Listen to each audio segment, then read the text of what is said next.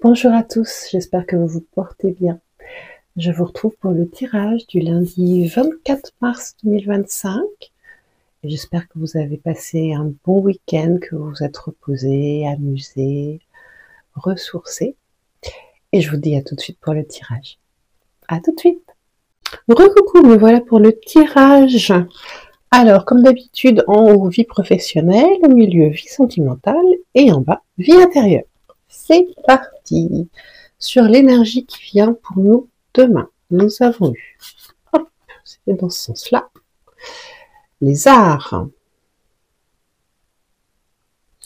Donc les arts et le travail.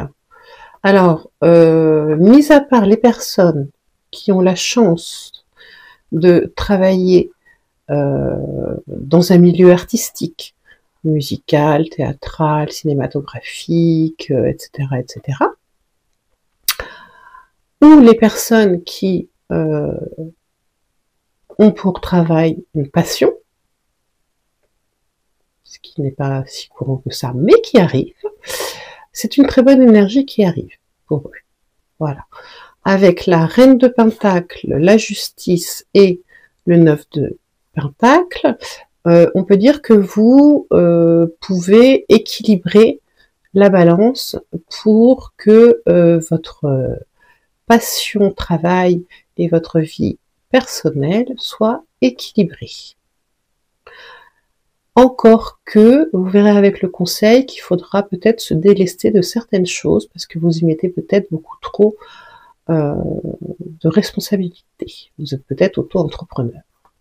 Si jamais ce sont deux énergies différentes, ce que moi je ressens plus, c'est-à-dire que vous avez une activité accessoire, un loisir, une passion et un travail, parce qu'il faut gagner sa vie, tout simplement, là on est en collision. On est en collision, on a un petit dilemme demain qui vient nous expliquer,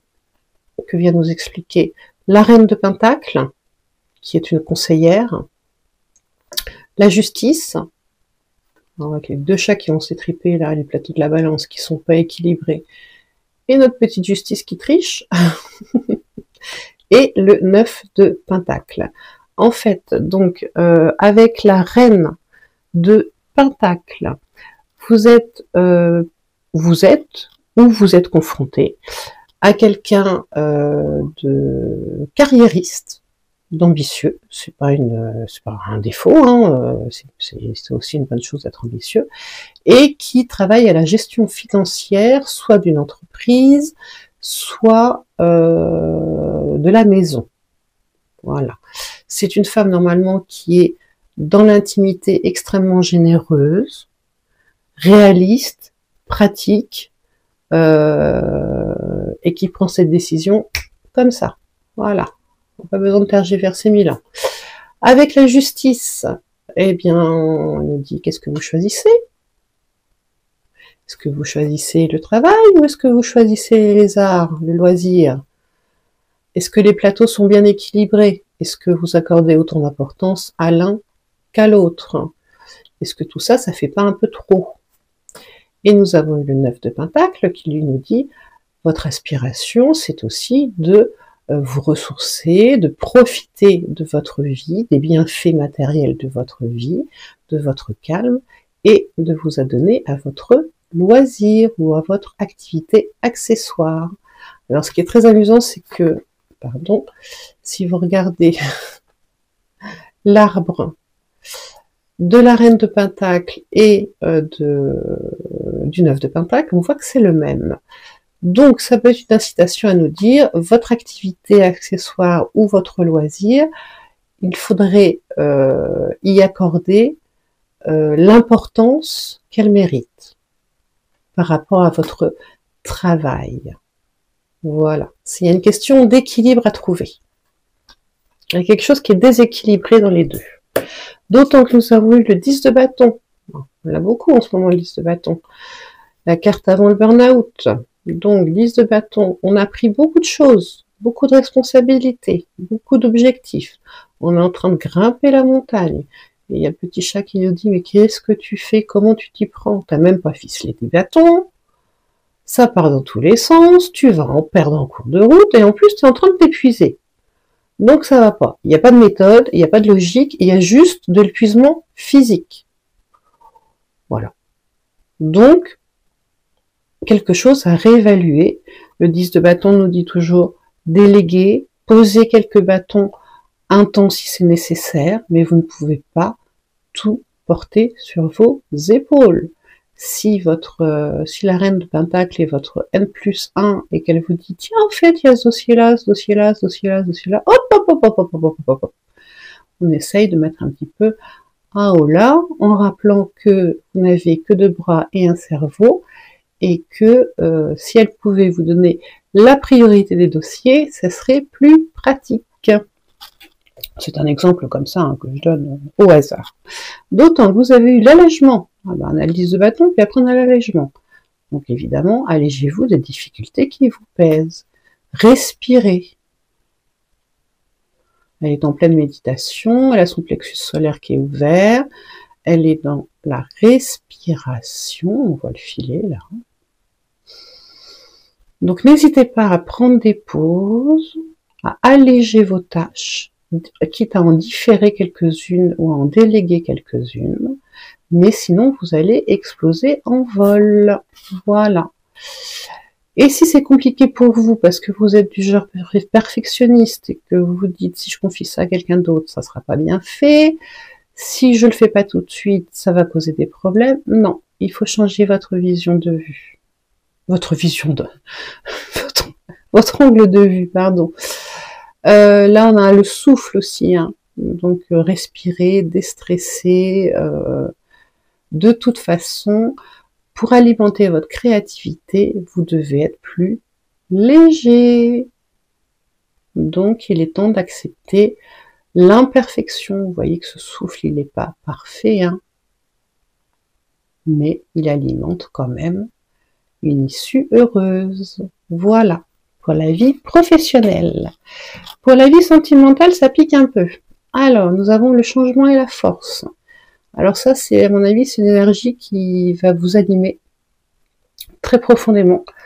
Là, vous commencez à en avoir un petit peu ras-le-bol. Tout simplement, il y a quelque chose qui vous chiffonne. Alors, ça vous parle pas. Pour les couples pour lesquels tout va bien, vous n'êtes pas concernés, hein, voilà. Mais on sent qu'il y a un besoin d'évolution qui est extrêmement intense. Regardez-moi ça, c'est quand même une détermination assez importante, hein. Donc vous avez envie de passer à quelque chose de plus calme. J'ai envie de dire de plus calme. Vous avez eu aussi en énergie qui vient le cavalier de coupe. Alors le cavalier de coupe, c'est le cœur d'artichaut, c'est celui qui tombe amoureux toutes les 3 secondes, mais c'est aussi le rêveur, l'utopiste, relié à son cœur, tout va bien. Juste en bas, il y a un requin. Juste un tout petit peu se méfier, voilà. Donc ça peut être un charmant jeune homme ou un homme voilà, qui est très romantique, qui est très idéaliste, utopique. Ça peut être vous. Parce que ça fait du bien de rêver aussi, hein, c'est sûr. Mais en conseil, nous avons eu le roi de Pentacle et le 8 de Pentacle. Alors, pour moi, ce sont 2 personnages différents. Ça peut être une femme, c'est rare, mais ça arrive, hein, le roi de Pentacle. Et là, ça peut être un homme, c'est interchangeable, donc à vous de voir ce qui vous parle. Donc notre roi de Pentacle, ça fait un moment qu'il n'a pas bougé. Vous voyez la végétation qui commence à grimper sur lui. J'ai envie de vous dire, il est on ne peut mieux. C'est parfait, il y a à boire, il y a à manger, il a nourri le chien, il a fait beau la vache, c'est un décideur, c'est un leader, c'est un entrepreneur, il gère sa matérialité, les situations matérielles, financières, c'est le père de famille aussi, tout va bien. tout va bien, sauf que, vous voyez, il regarde un petit peu le... il regarde un petit peu le 8 de Pentacle, la petite dame, là, qui, elle, est au charbon. Parce que le 8 de Pentacle, c'est le travail sérieux, dans la maîtrise. Et elle est en train de préparer la potion magique. Et le balai, il est au-dessus de la porte. Voilà, voilà, voilà. Donc, il y a peut-être un déséquilibre dans le couple entre quelqu'un qui se focalise sur le matériel et le confort et quelqu'un qui se focalise sur les tâches du quotidien. Ça peut être ça tout simplement.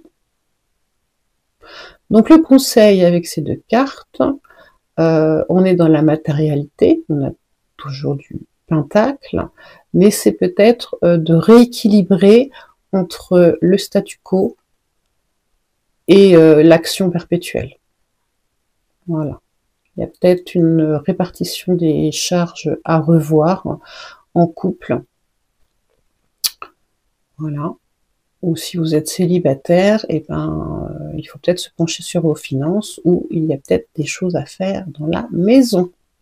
D'autant qu'on a dit que vous étiez, on était prisonnier. Prenez conscience de ce qui vous limite pour vous en délivrer. On a la clé, on a le cadenas, on a de quoi se libérer, et c'est le mental qui prend. Voilà. Donc il y a une espèce de clac, clac, clac, clac, là, au niveau du cœur, là, ça nous pèse énormément. Il y a quelque chose qui nous pèse énormément. Une espèce de lourdeur, là, on dirait que c'est du bois. Ça fait un moment que c'est ancré. Et nous avons eu cette carte-là à l'envers. L'adaptation, retrouvez votre aptitude à vous dépasser pour accéder au changement. Et bien moi, je vais vous dire, comme elle est à l'envers, vous êtes arrivé au bout de l'adaptation. Voilà. Faut se libérer d'une façon ou d'une autre, conversation, planning, des tâches. Faut revoir tout ça parce que là, vous êtes en train de vous enfermer. D'un point de vue de la vie intérieure, nous avons eu la dualité et le temps. Donc, et le pendu. Je pense que pour la vie intérieure, vous êtes un peu agacé parce que vous attendez quelqu'un ou une situation qui se débloque. Il y a quelque chose qui vous embête et ça veut pas se débloquer. Alors vous êtes conscient que c'est dans le doute encore, hein, on ne sait pas trop ce que ça va donner, mais vous aimeriez bien que ça bouge un peu. Voilà ce que m'inspire cette carte. Alors, quitte à faire des choses un peu bizarres, le conseil, donc, c'est le 2 d'épée. Alors, si vous êtes en attente et que le statu quo, il vient de vous, parce que vous savez pas trop quoi choisir, j'ai l'impression qu'il vient d'une autre personne, mais bon, mais qu'une action de votre part est requise. Vous voyez, cette sorcière, elle a planté déjà une épée. Et là, elle va replanter la deuxième épée. Alors, le conseil avec cette carte, que je trouve très très pertinent, parce qu'il faut choisir. Elle a les yeux bandés, et elle est censée faire un choix. Extrêmement pertinent, vous faites pile ou face. Et si ça tombe sur la face, par exemple, et que ça vous plaît pas, et ben en fait c'est l'autre solution qu'il faut choisir tout simplement. Voilà. Et pour finir, nous avons eu l'Amérindien. À trop vous attacher au passé, vous en oubliez parfois de vivre le temps présent. Voilà. Décidez, posez une action et vivez le moment présent. Essayez cette histoire de pile ou face, vous allez voir, c'est radical. Oh non, c'est pas ça que je voulais. Et comme ça, on sait ce qu'on veut. Voilà, j'espère que ça vous a plu. Et puis, je vous dis, n'hésitez pas à liker, à commenter. Et puis, je vous dis à bientôt. Au revoir.